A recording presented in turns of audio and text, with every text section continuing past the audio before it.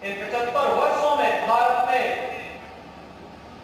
दुनिया के सामने एक मानक बनाए हैं। आपने देखा होगा आप एशियन गेम्स संपन्न हुए हैं। पहली बार एशियन गेम में मेडल के रूप में भारत की सेंचुरी लगी है। भारत ने 100 से ज्यादा मेडल जीते हैं। पहली बार हुआ है, पहली बार हुआ 100 से ज्यादा मेडल। और 2018 में हुए एशियन गेम्स की तुलना में अगर आप देखेंगे तो 70 उस समय जीते थे। इस बार 103 से अधिक मेडल भारत के खिलाड़ियों ने जीते हैं। ये भारत के नए सामर्थ्य को प्रदर्शित करता है। G20 का समिट हुआ है अभी हाल में। दुनिया के 40 देशों के राष्ट्राध्यक्ष ने भारत के सामर्थ्य, भारत की शक्ति को देखा है।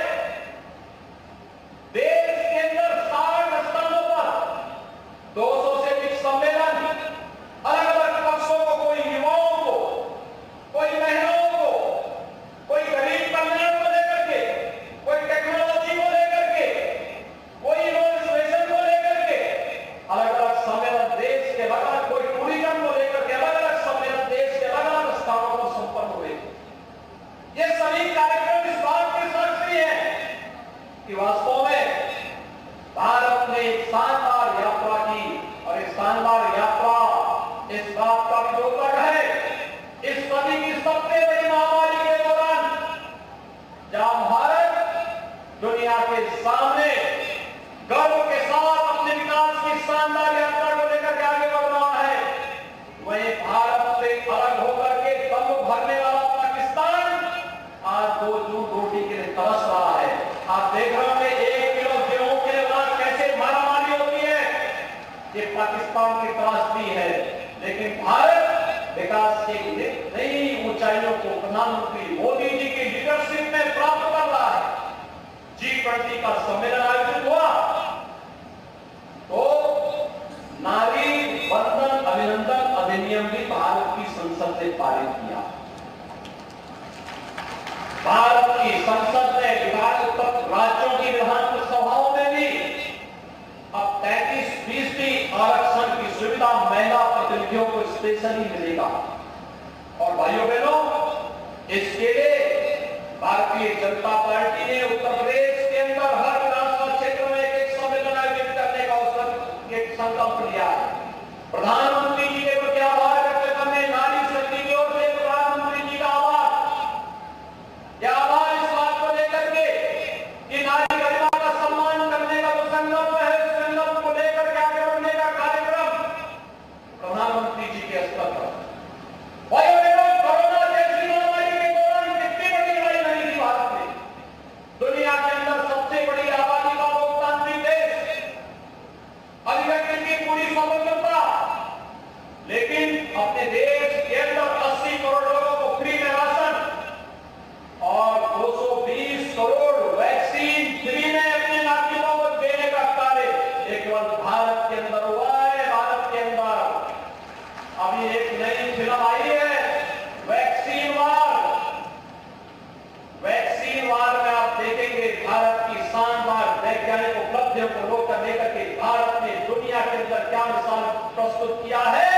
और मैं आह्वान करूंगा उन नाम की व्यक्ति से कि भारत के खिलाफ षड्यंत्र करने वाले तत्वों को बेनकाब करने वाला, भारतीयता का एहसास दिलाने वाला, भारत के महान वैज्ञानिकों की द्वारा किए गए अनुसंधान और भारत को वैश्विक मानचित्र पर एक नया सम्मान दिलाने की नई गाथा का नाम है वैक्सीन वार। और वैक्सीन वार को लेकर के मैं तो हर विद्यार्थी से कहूंगा, हर युवा से कहूंगा, और एक बार इस फिल्म को जरूर देखें और भारत की वैज्ञानिक उपलब्धि पर गौरव की अनुभूति जरूर करें। उन षड्यंत्रों को समझे जो भारत और भारतीयता के खिलाफ किए जा रहे हैं। भारत और भारतीयता के खिलाफ षड्यंत्र करके कुछ लोग अपना उल्लू सीधा करना चाहते हैं। इन लोगों को समझने की आवश्यकता है, इन लोगों के कृत्यों को एक्सपोज किए जाने की आवश्यकता है, इन लोगों को दुनिया के सामने पूरी तरह बेनकाब किए जाने की आवश्यकता है। उस दिशा में किया गया एक प्रयास है, बेहतरीन प्रयास है, और उसमें जन समर्थन उन्हें प्राप्त होना ही चाहिए। इस देश से मैं आह्वान करूंगा, उत्तर प्रदेश के अंदर हर युवा इस फिल्म को देखने के लिए जरूर जाए और देखे कि वास्तव में जब देश दुनिया की एक महामारी से लड़ रहा था, ये लड़ाई व्यक्ति की नहीं थी, प्रधानमंत्री जी हमारे कैप्टन है, भारत के कैप्टन के रूप में जब भारत को लीड कर रहे थे, नेतृत्व दे रहे थे, तब कुछ लोग कैसे दुष्प्रचार करके इस लड़ाई को कमजोर करने का प्रयास कर रहे थे।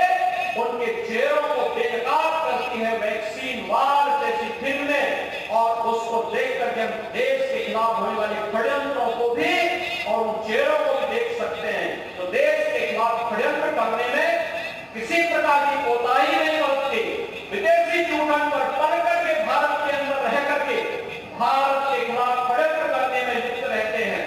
और आज यह कार्यक्रम इसी उद्देश्य से आगे बढ़ाया गया। राजा राम बख्श सिंह जी का पूरा ध्यान देश की आजादी को लेकर के। कौन नहीं जानता 1857 का प्रथम स्वतंत्र समर, ये प्रथम स्वतंत्र समर की भूमि उत्तर प्रदेश को थी। उत्तर प्रदेश के लाल मंगल पांडे ने बैरकपुर में इसका आह्वान किया, तो कहीं मेरठ में, कहीं झांसी में, कहीं बिठूर में, कहीं बेसवाड़ा में, कहीं गोरखपुर में, कौन ऐसा क्षेत्र था जो इससे छोटा रहा हो। एक तरफ झांसी की रानी लक्ष्मीबाई थी और एक तरफ ज्ञाता टोपे के नेतृत्व में बिठूर के अंदर, एक तरफ इसी बेसवाड़ा क्षेत्र में राजा राम बख्श सिंह जी के नेतृत्व में, राणा तेजी माधव सिंह जी के नेतृत्व में ये लड़ाई कोई मजबूती के साथ आगे बढ़ती दिखाई दे रही थी। भाइयों बहनों, पहली बार भारत ने एहसास कराया था कि मिल करके विदेशी हुकूमत की जड़ों को भारत के अंदर से फाड़ फेंकने में सफल हो सकते हैं। और देखते ही देखते पूरे देश के अंदर आजादी की एक नई लो आगे बढ़ी, जिसका परिणाम था चोरी चोरा की घटना। गोरखपुर में चोरी चोरा 1922 में घटना। किसानों ने, मजदूरों ने उस समय एक नए आजादी के आंदोलन को आगे बढ़ाया। लखनऊ की काकोरी घटना, ऐसी अनगिनत घटनाओं ने इस बात को किया था कि देश अब बहुत दिनों तक गुलाम नहीं रहेगा।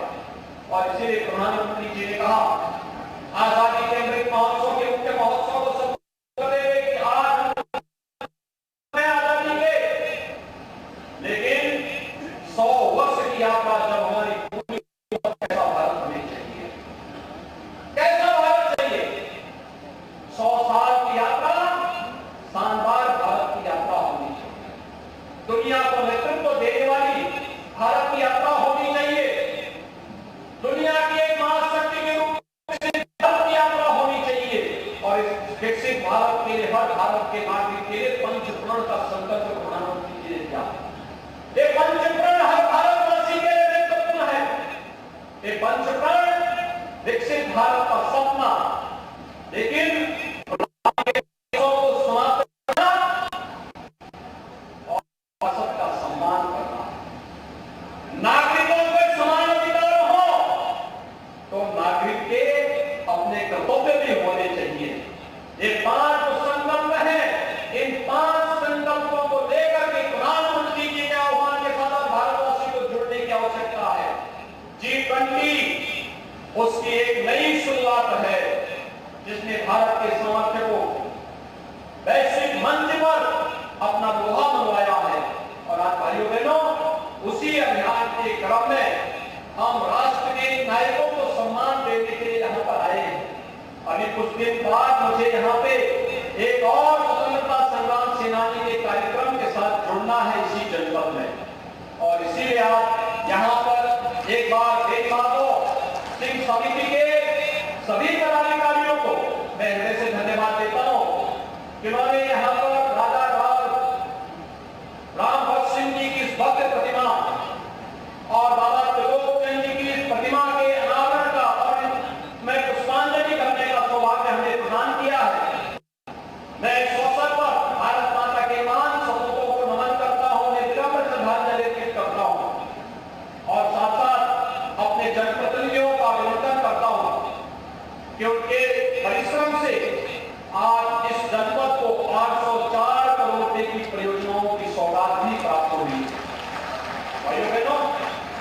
ये सड़क की भी है, बिजली की है, पानी की है, स्वास्थ्य की है, शिक्षा की है, बुनियादी सुविधाओं से जुड़ी हुई योजनाएं हैं और ये सभी योजनाएं समयबद्ध तरीके से आगे बढ़ेंगी तो उन्नाव विकास के नए पथ की ओर अग्रसर होगा।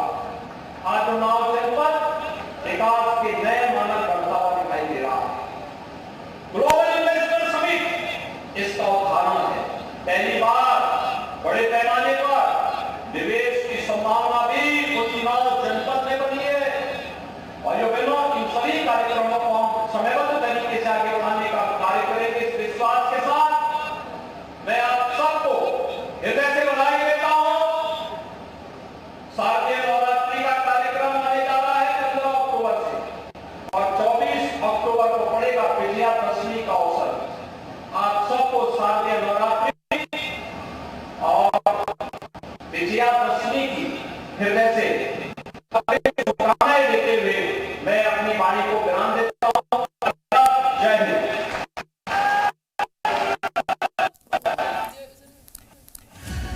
तो आप सीएम योगी को सुन रहे थे। उन्नाव हमारे लिए महत्वपूर्ण है। सीएम योगी आपको बता दें यहाँ पर पहुंचे थे, एक खास कार्यक्रम में पहुंचे थे। उन्नाव वीरों की धरती है, सीएम योगी ने ये कहा।